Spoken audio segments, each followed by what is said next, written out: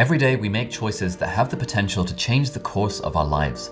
Whether it's choosing what subjects to study in school, or starting a YouTube channel, or asking that girl out on a date, the choices we make each day can massively affect our happiness and how our lives play out.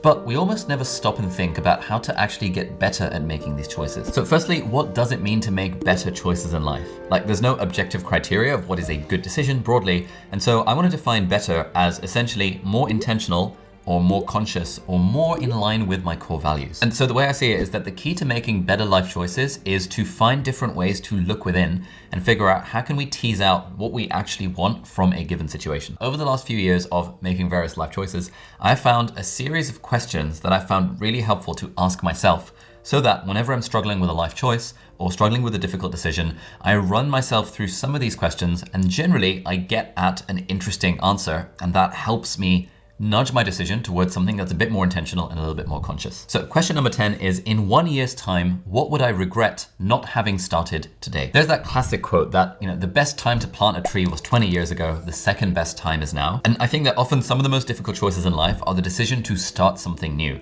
For example, should I start working out? I could just always do it later, but in 1 year's time, will I regret not having started it today? And this was actually the core decision that made me start my YouTube channel 5 years ago when I started it.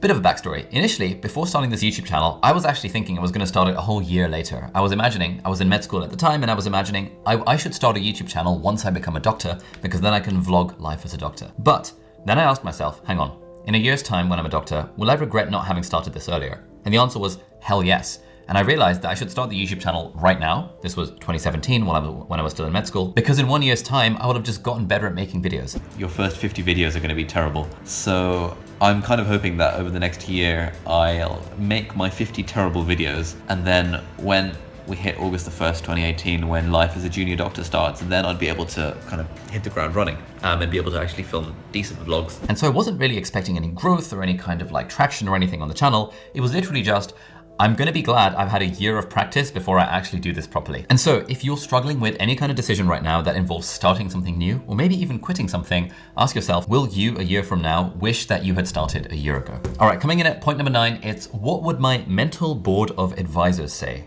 Now, this is a really good strategy. Essentially, the idea is that you want to formulate a mental board of advisors.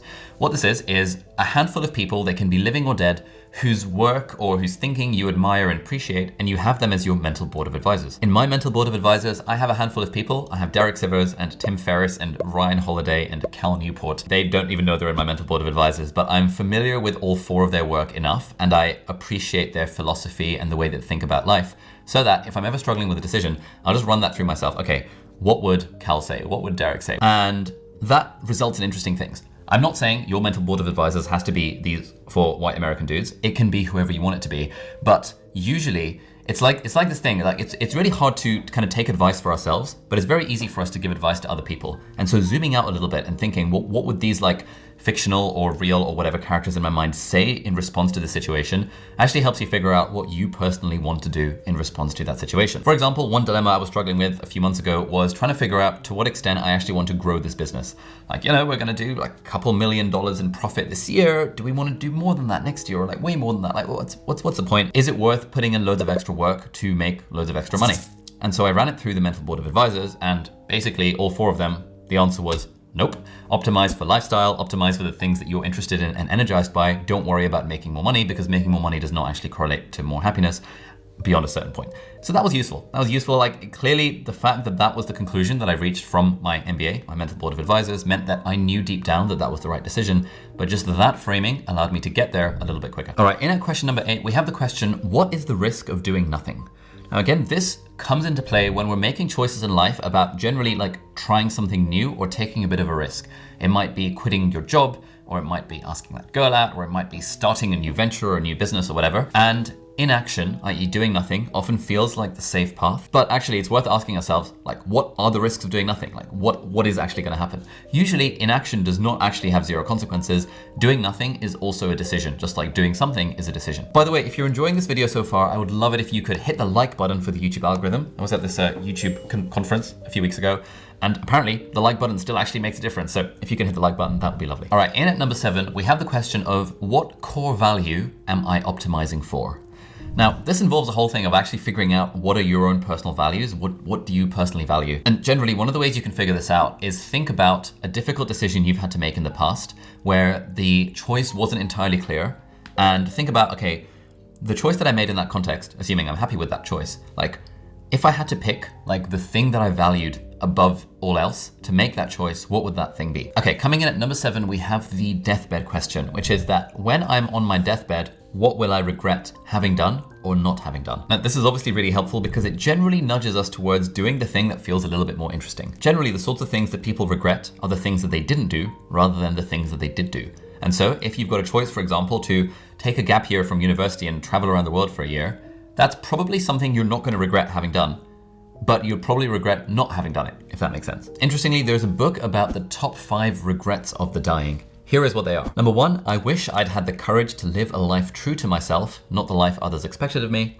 Number 2, I wish I hadn't worked so hard. Brackets on stuff I didn't care about. Number 3, I wish I'd had the courage to express my feelings. Number 4, I wish I'd stayed in touch with my friends. And number 5, I wish I'd let myself be happier. This is interesting. I often think about this list. At one point, I even had this list of like things at literally the top of my kind of daily notes page when I was doing journaling. I kind of stopped doing that, but it was like a really helpful reminder. And honestly, I find that this list really helps guide my own decision making because, again, if for example, I'm doing a thing where it's like, I could work really extra hard to do this thing, and then I look at the regrets of the dying where it's like, I wish I hadn't worked so hard, I wish I'd stayed in touch with friends, then I think, you know what? Will I actually regret not having done this work-related thing? Probably not. But instead, could I use that time to maybe reach out to a friend that I haven't spoken to in a while? And so hopefully, a little bit trying to make better choices in life, trying to mitigate against the risk that I might regret these things when I'm on my deathbed. But generally, the deathbed test is also a good way to see, are you just scared? Or are you doing something that you actually are unlikely to regret and you'll be glad that you did further down the line? All right, in at number 6, we have the question of how certain am I about this decision? And how certain do I need to be to make this decision?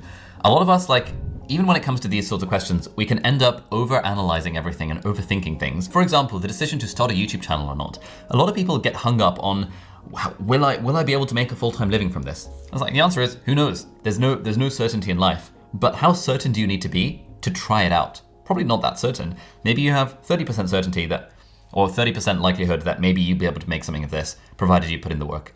Is it worth trying with 30% kind of certainty? I would say probably, because it also gives you skills along the way and it's fun and also helps you meet people along the way. So you don't need to have 100% certainty, because if you wait for 100% certainty, you're just going to end up wasting your life away, broadly, not making any decisions because you're never going to have 100% certainty. The timing is never going to be quite right. All right, question number 5 is, how might I treat this like an experiment? This is another great thing. Generally, you'll find a lot of these questions, at least the way that I think about decisions, is that they nudge me towards doing the thing that is a little bit scarier, a little bit riskier, because we as humans, and I think me definitely, we have a bias towards risk aversion. We have a bias towards trying to avoid a sense of loss. And so the question of how can I treat this as an experiment, I find really nice, because when something is an experiment, you're not trying for it to be successful. You're not putting so much pressure on it. It's just an experiment. The decision to launch that business is just an experiment. If you're having to sink $300,000 into starting that business, it's not an experiment anymore, it's like a big deal. But is there something small you can do to run the test, to treat it a little bit more like an experiment? Could you maybe run a scorecard or run an event or try doing it for free or do a minimum viable product? Could you do something a little bit experimental to test the idea and see whether it even is the right decision to make? For example, last year, I was still thinking that I wanted to work in medicine part-time. And there was a part of me that was thinking, you know what, I'm just gonna apply for a medical training specialty, but I'll then have a chat with them once I get in, once I've done the interviews and the exams and stuff, and I'll be like, hey, I wanna go part-time 2 days a week. But then I thought, no, hang on. This is a very big decision. To apply for a whole residency specialty pathway and then all the work that's gone into it. Could I treat this as an experiment? How could I treat this like an experiment? And so I ran this hypothesis. I said, I reckon I'm gonna enjoy life where I work 1 or 2 days a week as a doctor and spend the rest of the time doing my YouTube and internet and businessy type stuff. How do I run that as an experiment? Well, I just picked up a few extra shifts in the emergency department and tried to recreate that life for myself where I was working 1 day a week as a doctor. And I realized, within a few weeks, I actually don't really enjoy this. I'd rather work 0 days a week as a doctor rather than 1 or 2 days a week as a doctor. And I'm glad I figured that out because I just ran the experiment in a fairly easy fashion rather than applying for a whole program and kind of hoping that at the point where I'd gotten into the program, then I was gonna go part-time and then I was gonna enjoy it. And so it's kind of the same with a lot of decisions people make around subjects to study at university or careers to go into or jobs to apply for. There are often ways of running smaller experiments to reduce the uncertainty in your calculation, bearing in mind the previous point that you can can never fully reduce the uncertainty to 0%. All right, question number 4 is, do I want to be the sort of person who does X? Now this speaks to an idea that's common throughout the research around like habit formation and goal setting, which is broadly that if you have a particular identity that you're trying to go for, like having identity-based goals and habits and decisions generally leads you to better outcomes than having like specific task-based habits or goals or decisions. And so if it comes to, let's say, a trivial decision of how often do I want to work out, it's like, do I want to be the sort of person that does exercise every day? Actually, yeah, I do. I would like to be that sort of person. And so that's a decision about identity. It's a decision about what sort of person I want to be, which nudges me more towards kind of doing some exercise every day. Do I want to be the sort of person that makes healthy choices about what they eat? Yeah, I do. Because that's important to me. And I've realized that's important to me because I've asked myself that particular question. And so it becomes less about, right now, do I want to go for that McDonald's drive-thru, even though I often do, and more about like, in general, who is the sort of person I want to be. And that generally, I find at least, helps nudge me towards a more kind of intentional and conscious way of making life choices. Oh, and by the way, I'd love to hear from you. If you have any kind of frameworks for decision making or making better choices in life, or questions or journaling prompts that you ask yourself, I'd love for you to leave a comment down below. I read all the comments. I can't respond to all of them. I often heart them when I'm on the toilet, but like, I would love to see if there's any other questions that I can start applying to my life. And it would just be generally nice for us to see kind of what other people are coming up with in terms of making better decisions in life. All right, in at number 3, we have the question of, will this energize me or will this drain me? I think this is great. This is one of the core kind of questions that I use to decide whether or not to say yes to an event or something that I get invited to. I ask myself, if this was happening like right now, would it energize me or would it drain me? Things that energize me are broadly doing work-related stuff and hanging out with the team and having dinner with friends. Things that drain me are normally having meetings about stuff that I'm not particularly interested in, or even doing like work-related stuff where it's not particularly interesting or energizing to me, but I'm doing it for the money. That generally is going to be like a draining situation. And actually these days, a lot of the decisions that we make as a business around like what direction we're going to go is by running the choice through the filter of, will this energize or drain me? I'm in a very privileged position because I run the business, and so I can actually just do the things that energize me. We were thinking at one point of running like a service for businesses where we would go into these like big companies and help them out with their YouTube channels and stuff. And then I asked myself, would this energize me or would it drain me? It would make a lot of money because people kept saying to us, hey, these big corporations have so much money, you can make millions by doing this. And I was like, so that's pretty draining. I don't really like the idea of going to a big corporation and being like, hey guys, I'm gonna teach you how to do YouTube. I much prefer the idea of like reading cool stuff, learning cool stuff, and making videos about it for the audience on the internet than I do going to like, I don't know, KPMG HQ and teaching them how to do video. All right, in at number 2, we have a quitting framework that Stephen Bartlett's book, Happy Sexy Millionaire, which is actually a really good read, talks about. And so the framework is basically this. Like, firstly, you ask yourself the question of, why am I thinking about quitting? And generally the 2 options there is, it sucks or it's hard. If the thing is hard, you ask yourself, is the challenge worth the potential reward? And if the answer is yes, then you keep going. But if the answer is no, then you quit. If the thing sucks, then you ask yourself, do I believe I could make it not suck? If the answer to that is no, or I've tried my best and I haven't been able to make this thing not suck, then great, you can quit. But if the answer is yes, then you ask yourself the final question, which is it worth the effort to try and make it not suck? And if the answer is yes, then don't quit. But if the answer is no, then you can quit. Honestly, this is pretty good. Like, I came across this when I read his book like last year, and I found that this was how I defaulted to making decisions about things to quit. But now that I've got this framework, I literally just run stuff through the thing. It's like, do I want to do this? Do I want to? Like, probably not. And this usually leads to me quitting things that I actually realize that I fundamentally don't want to do, which again, this, speaking to this idea of making better life choices, a better life choice is the one that feels more intentional and more conscious based on what we actually want. And then the final question that I find really helpful to reflect on is Tim Ferriss's fear setting exercise, where kind of it's a series of questions, but question 1 is essentially, what am I not doing because I'm scared? And then there's a few follow-ups to that. So what am I missing out on by not doing the thing that I'm scared of? Number 2, why am I not doing this thing? It's like, what are the other reasons why I could be not doing the thing? Number 3, what's the absolute worst case scenario if I did the thing? Number 4, what can I do to mitigate against the risk of that worst case scenario happening, or to deal with the worst case scenario when it does happen? And number 5, if I had to reverse this decision, how would I go about it? And I find that generally if I'm struggling with something or struggling with a decision, generally when it comes to work or even my personal life, running it through this filter of what am I scared of? What's the worst case scenario? And how do I mitigate against risk of that? Generally makes me realize that I have overblown the fears of all of this stuff in my mind. And I see this a lot with students in my part-time YouTuber Academy, where people are scared to put themselves out there on camera because they're like scared of what their friends and family and colleagues and coworkers and boss is gonna think. And then if you ask them, they're like, hey, what's the actual worst case scenario? How do you mitigate against this? If the worst case scenario happened, would you be able to survive? What do you think is the actual probability of the worst case scenario? Just like laying the things out helps people realize that, oh, I was actually scared, and I was like, because fear is like a powerful emotion, it's easy to kind of overblow fears of particular things in our own minds. Now, earlier on in the video, we talked about the question of what's something that I would regret not having started today.